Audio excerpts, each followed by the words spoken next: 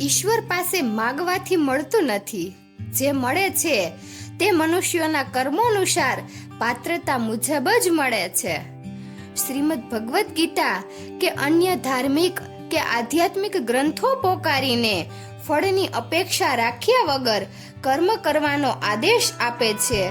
આમ છતાં જૂજ ભક્તોને બાદ કરતા મોટા ભાગના ભક્તો કે સાધકો માત્ર મનોકામનાની પૂર્તિ અર્થે જ ફળની અપેક્ષા રાખી ભક્તિ કે સાધના કરતા હોય છે. કેટલીક વખત આકસ્મિક કાગડાને બેસવું અને ડાળને ભાંગવું એન્યાએ કદાચ ઈચ્છેલું ફળ મળી જાય તો તેનો પ્રચાર કરવામાં આવે છે. આ વખતે એ ધાર્મિક સૂત્ર વિસરી જવા આવે છે કે ઈશ્વર પાસે માગવાથી બધાને બધું મળી જવાની વ્યવસ્થા હોત તો આ સંસારમાં કોઈ મનુષ્ય દુખી ન રહે.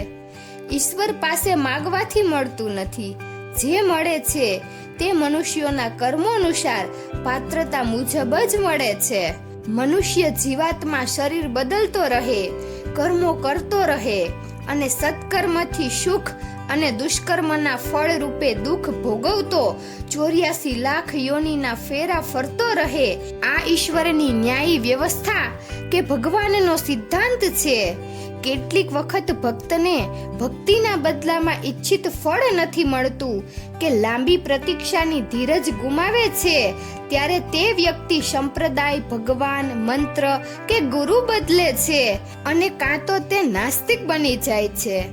તેણે આધ્યાત્મના માર્ગે આપેલો સમય, સંપત્તિ અને શક્તિનો વ્યય થાય છે. આ ભય સ્થાનથી બચવા ભગવાન ફળની અપેક્ષા વગર કર્મ કરવાનો આદેશ આપે છે જે સાધકના હિતમાં હોય છે. પરમાત્મા પાસે ભૌતિક વસ્તુની માગણી કરવી એ ભક્તિ નથી, ભીખ છે. ભિખારીના જીવનમાં જેમ સંતોષ, સુખ, આનંદ, શાંતિ, ઉત્સાહ અને આત્મબળ નથી હોતા એવી સ્થિતિ માગણીના બદલામાં ભક્ત કે સાધકની બની જાય છે. બૌદ્ધિક પ્રાણી મનુષ્યના જીવનની મોટામાં મોટી કોઈ કરુણતા હોય તો તે એ છે કે દરેકે મરવું અનિવાર્ય છે અને કરેલા કર્મો સિવાય કોઈ ભૌતિક ચીજ સાથે લઈ જવાની વ્યવસ્થા નથી. છતાં ભગવાન પાસે નશ્વર વસ્તુની મનોકામના માટે ભક્તિ કરે છે. આ સૌથી મોટું આશ્ચર્ય છે. માની લેવામાં આવે કે ઈચ્છેલું સઘળું મળી જાય તો શું? હિરણ્યકશ્યપુએ ઈચ્છેલું સઘળું મેળવી લેવા છતાં તેનું પરિણામ માનવ જાતિના ઇતિહાસના પાના પર કાળા કલંકિત અક્ષરે અંકિત થઈ ચૂક્યું છે. શાસ્ત્રોના આ પૃષ્ઠો ખોલવાનો સમય હવે આવી ગયો છે. માયા અને વાસનાના કડણમાં ખૂંપી ગયેલો કામ, ક્રોધ, લોભ, મોહ, મદ અને મત્સર જેવા ષડરીપુથી ઘાયલ થયેલો અપૂર્ણ અને અલ્પમતી માનવ ઈશ્વર પાસે માગી માગીને શું માગશે? પ્રજ્ઞા પુરાણના એક કથા પ્રસંગથી આ પ્રશ્નનો જવાબ મેળવીએ. એક વખત શ્રાવણ માસમાં શિવ અને પાર્વતી ગંગા કિનારેથી પસાર થઈ રહ્યા હતા. માતા પાર્વતીએ એક કંગાલ ડોશી અને તેના નાના દીકરાને ભક્તો પાસે ભીખ માંગતા જોયા. પાર્વતીને દયા આવી જવાથી પેલા ત્રણને વરદાન આપવા શિવજીને વિનંતી કરી.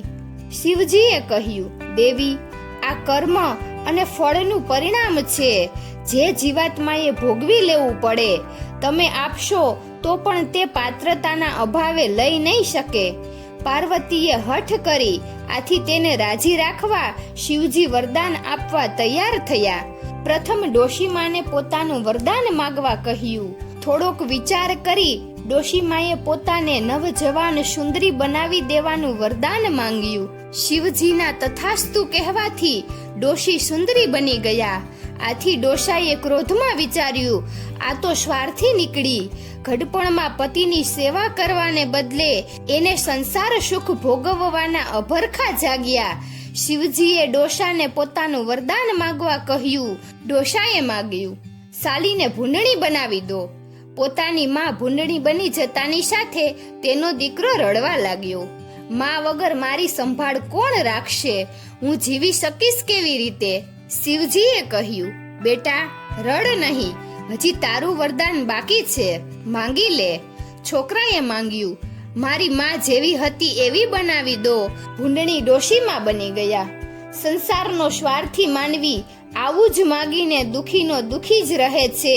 સદબુદ્ધિ, સેવા, પુણ્યના સત્કાર્યો કરવાની શક્તિ, ભગવાનના દર્શન, ભક્તિ, મુક્તિ કે મોક્ષ માગવાનું તો સ્વપ્ને પણ વિચારી શકતો નથી. જો માગતા આવડે તો. ઉદાહરણથી સમજીએ. એક નગરમાં કોઈ રાષ્ટ્રીય પર્વ નિમિત્તે જાહેરાત કરવામાં આવી કે આવતીકાલે રાષ્ટ્રપતિ જેલની મુલાકાત લેશે અને કેદીઓની માંગણી પૂરી કરશે.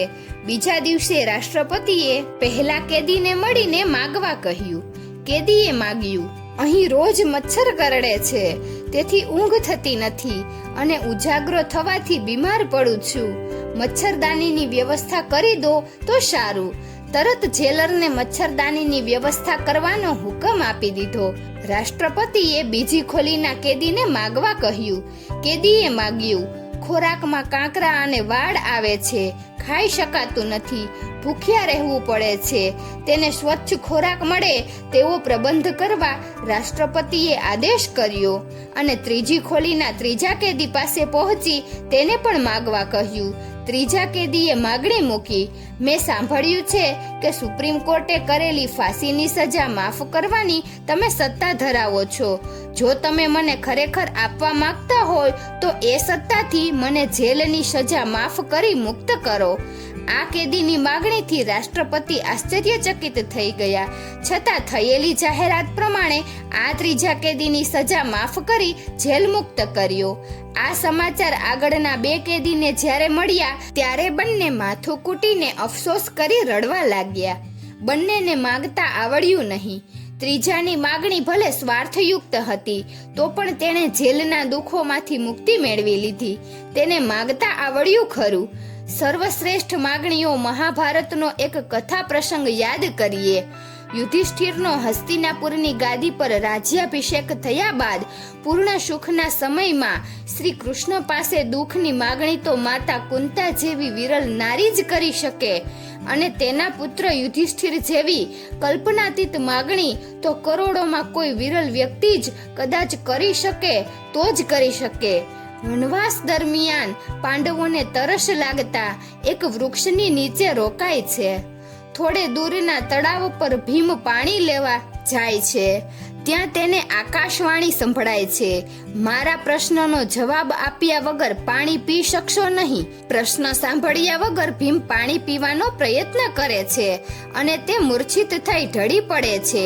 ભીમની તપાસ કરવા ક્રમશઃ અર્જુન, સહદેવ અને નકુળ આવે છે. આ ત્રણેયની સ્થિતિ પણ ભીમ જેવી જ થાય છે. છેલ્લે તપાસ કરવા અને પાણી લેવા આવેલ યુધિષ્ઠિરને આજ પ્રણનો આદેશ કરવામાં આવે છે. યુધિષ્ઠિરના પૂછવાથી અદ્રશ્ય અવાજ પોતે યક્ષ હોવાથી ઓળખાણ આપે છે અને યુધિષ્ઠિરની સંમતિથી કેટલાક પ્રશ્નો પૂછે છે જેના યુધિષ્ઠિર સાચા જવાબ આપે છે. જેમાંનો એક સવાલ હોય છે, જગતનું મોટામાં મોટું આશ્ચર્ય કયું? યુધિષ્ઠિર જવાબ આપે છે, દરેક મનુષ્ય બીજાને મરતો જુએ છે પણ પોતે મરવાનો નથી એમ માનીને જીવે છે. જગતનું આ મોટામાં મોટું આશ્ચર્ય છે. યુધિષ્ઠિરના આ સાચા સંતોષકારક જવાબથી પ્રસન્ન થયેલો યક્ષ યુધિષ્ઠિરના 4 ભાઈઓમાંથી કોઈ પણ એકને સજીવન કરવાનું વરદાન માંગવા કહે છે. યુધિષ્ઠિર નકુલને સજીવન કરવાનું વરદાન માંગે છે.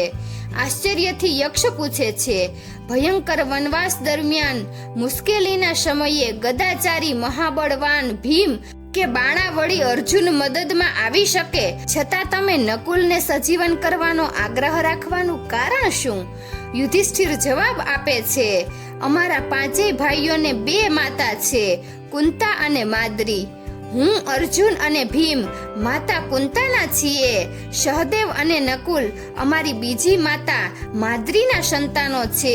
અમારી બીજી માતાને અન્યાય ન થાય તે માટે સૌથી નાના ભાઈ નકુલને સજીવન કરવાની માગણી કરી.